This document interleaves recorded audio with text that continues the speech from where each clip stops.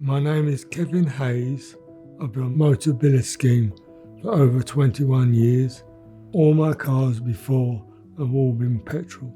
This is my first electric car and I'm very, very satisfied.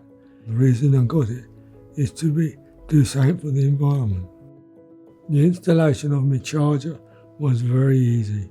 They tell you what day they'll be coming, what the charger does. You send photos of the garage you're going to put your car in so they can get permission to be verified that they can go ahead to install a charger.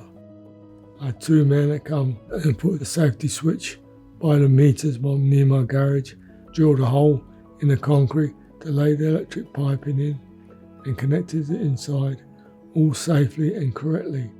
The communication is correct. You get emails and you can look on to the internet and find out even more details. That explains it to you in layman's language so you understand what they're talking about. Using my home charge point is much easier for me than driving to a petrol station. I found it in cost compared to a petrol engine, I think more cheaper.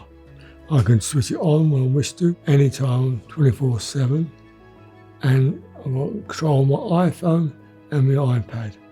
On the apps on the phone are very easy to learn. Just takes a bit of patience. I found it a good experience.